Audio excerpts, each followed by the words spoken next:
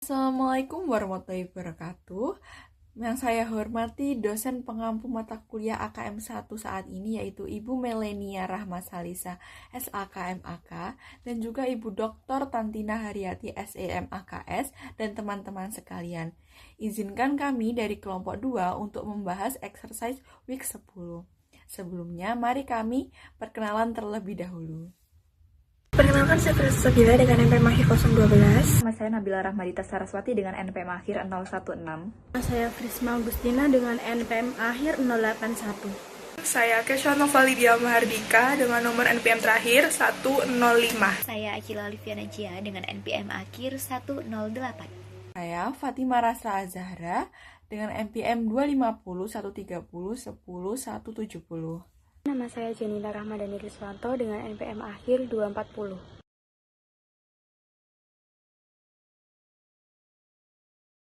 Baik, di sini saya akan menjelaskan cara menghitung Weighted Average Accumulated Expenditure atau WAHE. Nah, yang pertama kita lihat dulu data pengeluaran konstruksi selama tahun 2023. Jadi perusahaan ini melakukan 4 kali pengeluaran, yaitu pada tanggal 1 Januari sebesar 210 juta, 1 Maret sebesar 300 juta, 1 Mei sebesar 540 juta, dan 31 Desember sebesar 450 juta, dengan total pengeluaran sebesar 1,5 miliar. Namun pengeluaran ini tidak langsung dijumlahkan begitu saja, karena setiap pengeluaran terjadi pada waktu yang berbeda. Oleh karena itu, kita menggunakan konsep rata-rata tertimbang.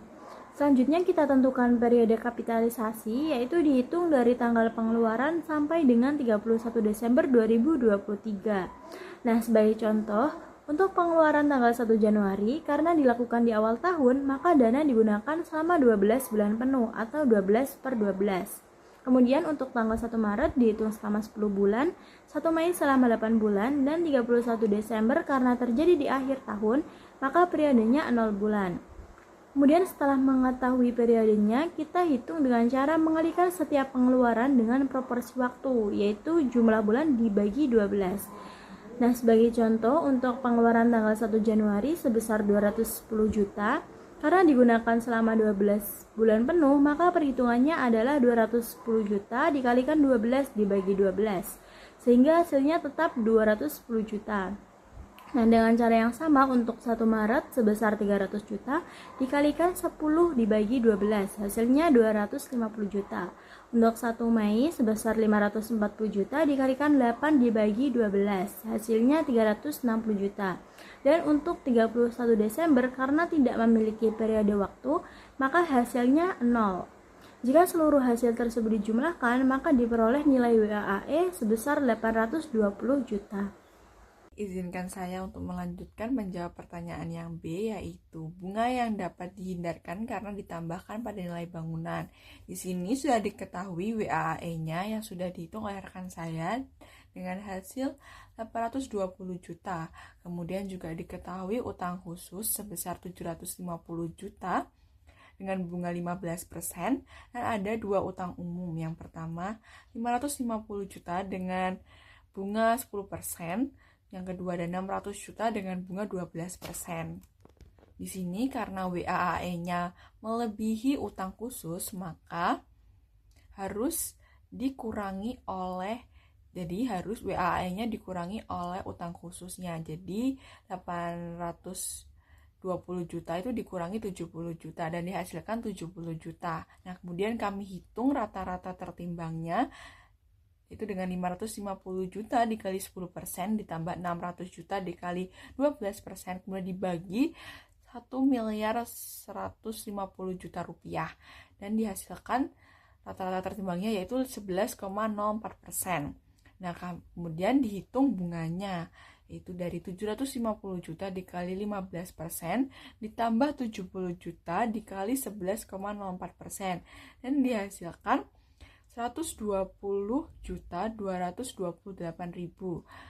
Jadi bunga yang dapat dihindarkan yaitu sebesar 120.228.000.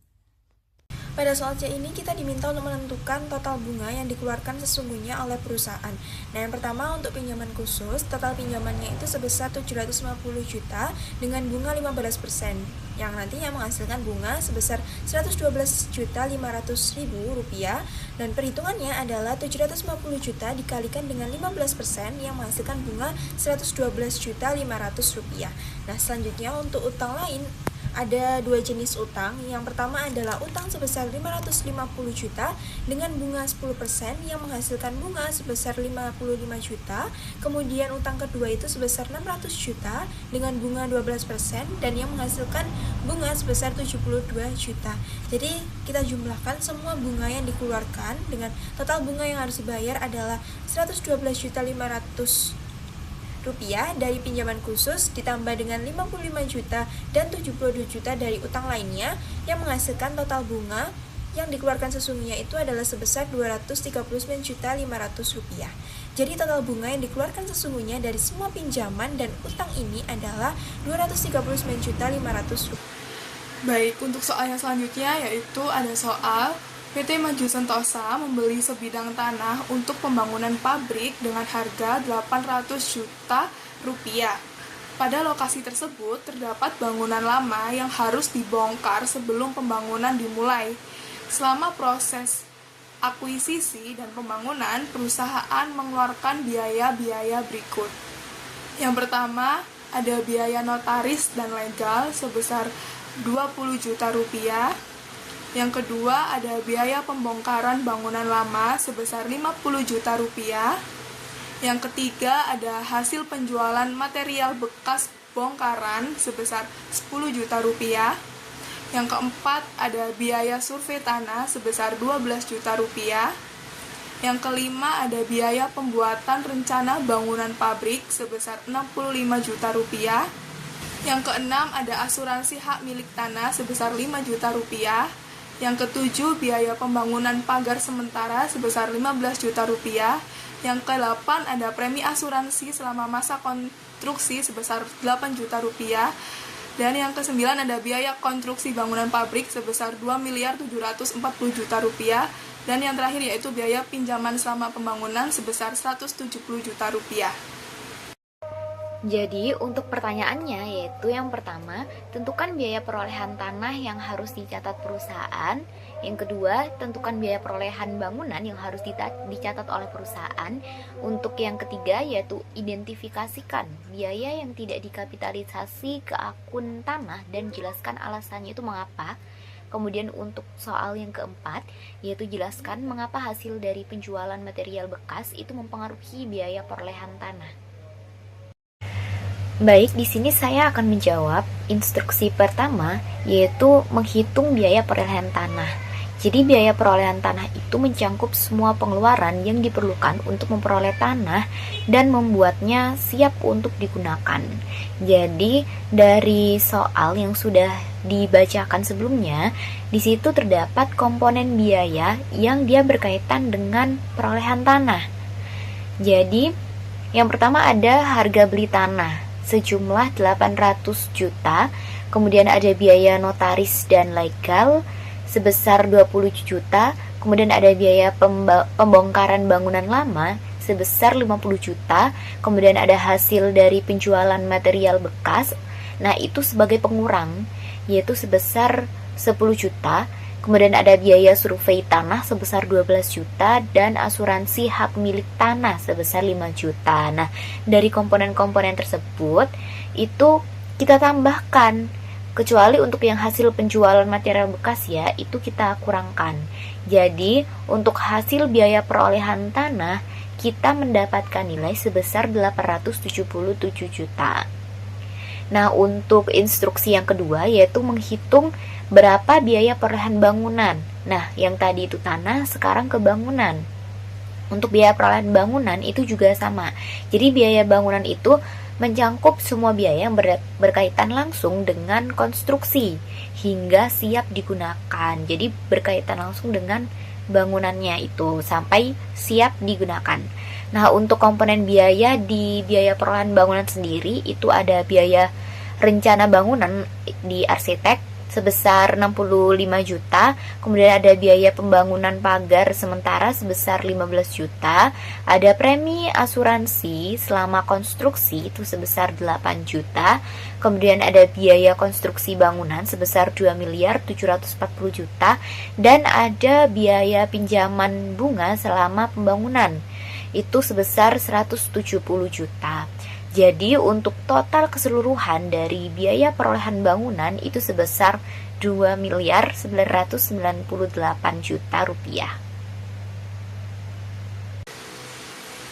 Nah, untuk soal yang ketiga yaitu ada soal identifikasikan biaya yang tidak dikapitalisasi ke akun tanah dan jelaskan alasannya. Biaya-biaya berikut tidak dikapitalisasikan ke akun tanah karena manfaatnya bukan untuk memperoleh atau menyiapkan tanah agar siap digunakan secara permanen, melainkan berkaitan dengan bangunan atau biaya sementara selama konstruksi. Yang pertama, ada biaya pembuatan rencana bangunan pabrik yang sebesar 65 juta rupiah. Tidak dimasukkan ke akun tanah karena biaya ini berkaitan dengan desain dan pembangunan gedung atau pabrik. Oleh sebab itu, dikapitalisasi ke akun bangunan. Yang kedua, ada premi asuransi selama masa konstruksi, sebesar 8 juta rupiah.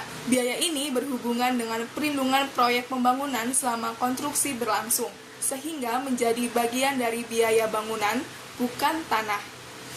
Yang ketiga, ada biaya konstruksi bangunan pabrik sebesar 2 miliar 740 juta rupiah. Ini biayanya jelas merupakan biaya untuk membangun aset gedung atau pabrik sehingga dicatat sebagai bangunan. Dan yang keempat, ada biaya pinjaman selama pembangunan, yaitu sebesar 170 juta rupiah. Sesuai dengan prinsip kapitalisasi bunga, biaya pinjaman selama proses pembangunan dikapitalisasi ke aset yang dibangun, yaitu bangunan, bukan tanah. Dan biaya yang kelima yaitu biaya pembangunan pagar sementara yang senilai 15 juta rupiah karena sifatnya hanya sementara selama proses pembangunan dan tidak meningkatkan nilai permanen tanah, biaya ini tidak dimasukkan ke akun tanah.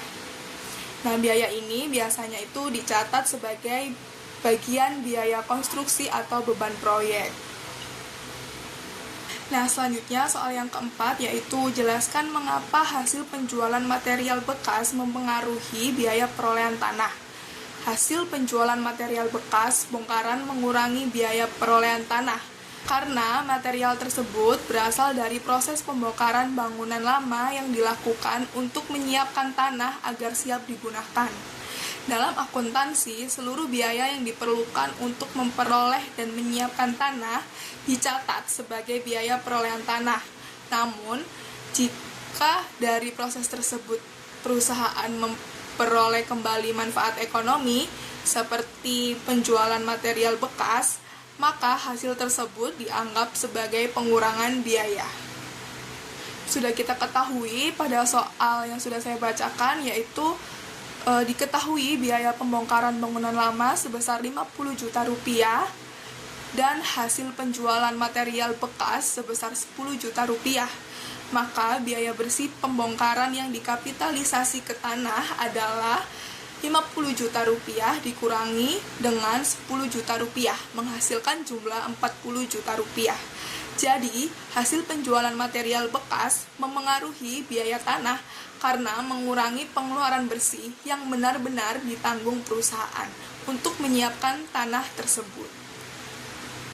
Baik, selanjutnya di sini saya dan rekan saya memberikan contoh soal terkait disposition of property, plant and equipment, di mana perusahaan PT Sentosa Abadi membeli sebuah mesin produksi pada tanggal 1 April 2019 dengan harga perolehan sebesar 250 juta rupiah. Mesin tersebut diperkirakan memiliki umur manfaat 8 tahun dan nilai residu sebesar 10 juta rupiah. Perusahaan menggunakan metode garis lurus dalam penyusutannya. Pada tanggal 30 Juni 2023, perusahaan memutuskan untuk melepas mesin tersebut. Sebelum penjualan, penyusutan harus dihitung hingga tanggal pelepasan. Mesin tersebut kemudian dijual dengan 3 kondisi berikut. Yang pertama, dijual sebesar nilai buku, di mana mesin dijual dengan harga yang sama dengan nilai bukunya pada tanggal penjualan. Kasus kedua, dijual di atas nilai buku, di mana mesin dijual dengan harga 140 juta rupiah. Dan pada kasus ketiga, dijual di bawah nilai buku, di mana mesin dijual dengan harga 90 juta rupiah. Nah, untuk instruksinya, kami akan menghitung berapa beban penyusutan per tahun, berapa akumulasi penyusutan hingga 30 Juni 2023, dan menentukan nilai buku mesin pada tanggal pelepasan, menghitung laba atau rugi penjualan untuk masing-masing kasus, serta membuat jurnal yang diperlukan untuk mencatat penyusutan sampai tanggal pelepasan dan pencatatan penjualan aset pada masing-masing kasus. Nah, saya akan menjelaskan dari instruksi yang pertama, yaitu berapa beban penyusutan per tahun. Jadi, dalam metode garis lurus, beban penyusutan itu dihitung dengan cara mengalokasikan selisih antara harga perolehan dengan nilai residu secara merata selama umur manfaat aset. Sehingga di sini untuk beban penyusutan per tahunnya adalah 240 juta rupiah dibagi 8 tahun, sama dengan 30 juta rupiah per tahun. Nah, 240 juta ini dari mana? Dari harga perolehan sebesar 250 juta dikurangi dengan nilai residunya sebesar 10 juta rupiah. Kemudian, untuk instruksi yang B, berapa akumulasi penyusutan hingga 30 Juni 2023, selanjutnya perusahaan kan menggunakan mesin tersebut sejak tanggal perolehan hingga 30 Juni 2023, yaitu saat mesin dijual. Oleh karena itu, perlu dihitung terlebih dahulu akumulasi penyusutan hingga tanggal pelepasan, yaitu dari 1 April 2019 sampai 30 Juni 2023. Nah, selama pemakaian tahun 2019 ini, dari bulan April ke Desember itu ada 9 bulan. Kemudian dari 2020 sampai 2022 itu ada 3 tahun atau sama dengan 36 bulan. Dan di tahun 2023 dari bulan Januari hingga bulan Juni itu ada 6 bulan. Sehingga totalnya ada 51 bulan atau sama dengan 4 tahun 3 bulan atau 4,25 tahun. Dari 4,25 tahun ini akan kita kalikan dengan beban penyusutan per tahun, yaitu sebesar 30 juta rupiah. Sehingga didapatkan total akumulasi penyusutannya sebesar 127.500.000 rupiah. Kemudian untuk instruksi yang C, yaitu menentukan nilai buku mesin pada saat pelepasan. Nah, jadi nilai buku mesin pada saat pelepasan atau penjualan dapat dihitung dengan mengurangkan antara harga perolehan dengan total akumulasi penyusutan. Sehingga 250 juta rupiah dikurangi dengan 127.500.000 rupiah. Didapatkanlah total nilai buku sebesar 122.500.000 rupiah. Nilai buku ini yang akan menjadi dasar dalam menentukan apakah perusahaan mengalami laba atau rugi pada saat pelepasan aset. Selanjutnya kita masuk ke soal yang D, yaitu mengenai laba atau rugi. Nah, jadi dalam praktiknya, pelepasan aset tetap itu dapat menghasilkan 3 kemungkinan, yaitu dijual sebesar nilai buku, nilai di atas nilai buku, atau di bawah nilai buku. Nah, jadi pada kasus pertama, mesin itu dijual dengan harga sebesar 122.500.000, yaitu sama dengan nilai bukunya. Nah, dalam kondisi ini, perusahaan itu tidak mengalami laba ataupun rugi karena harga jual itu sama dengan nilai tercatat aset. Kemudian pada kasus kedua, yaitu mesin dijual sebesar 140 juta, yaitu lebih tinggi dari nilai bukunya. Selisih antara harga jual dan nilai buku itu sebesar 17.500.000, diakui sebagai laba penjualan aset tetap. Hal ini menunjukkan bahwa perusahaan itu memperoleh keuntungan dari pelepasan aset tersebut. Nah, sebaliknya pada kasus ketiga, mesin itu dijual sebesar 90 juta, yaitu lebih rendah dari nilai bukunya. Nah, selisihnya itu sebesar 32.500.000 dan diakui sebagai rugi penjualan aset tetap. Karena perusahaan itu menerima kas lebih kecil dibandingkan nilai tercatat aset. Nah, sebelum mencatat transaksi penjualan, perusahaan itu harus lebih dahulu mengakui beban penyusutan hingga tanggal pelepasan agar nilai buku yang digunakan itu benar-benar mencerminkan kondisi aset pada saat dijual. Setelah itu, jurnal pelepasan aset dilakukan dengan cara menghapus akun mesin dan akumulasi penyusutannya, serta mengakui kas yang diterima dan laba atau rugi yang timbul. Dengan demikian, proses disposition of property, plant, and equipment itu tidak hanya melibatkan pencatatan penjualan, tetapi juga memastikan bahwa seluruh penyusutan itu telah diakui secara tepat dan bahwa selisih antara harga jual dan nilai buku itu dicatat sebagai laba atau rugi sesuai kondisi yang terjadi. Nah, untuk jurnalnya sendiri yaitu jurnal penyusutannya periode Januari sampai Juni tahun 2023, beban penyusutannya ada 15 juta, akumulasi penyusutannya ada 15 juta. Kemudian ada jurnal penjualan kasus A yaitu tanpa laba atau rugi, yaitu kas sebesar 122.500.000. Kemudian akumulasi penyusutannya ada 127.500.000 dan mesin di sebelah kredit yaitu 250 juta. Kemudian kasus B yaitu laba, kas di sebelah debit sebesar 140 juta dan akumulasi penyusutan di sebelah debit 127.500.000. Kemudian di sebelah kredit itu ada mesin sebesar 250 juta dan laba penjualan aset sebelah kredit sebesar 17.500.000. Dan kasus yang C yaitu yang rugi, kas sebesar 90 juta di sebelah debit, akumulasi penyusutan 127.500.000 di sebelah debit, rugi penjualan aset 32.500.000 di sebelah kredit, dan mesin 250 juta di sebelah kredit. Sekian dari kelompok kami, mohon maaf jika ada salah kata. Terima kasih.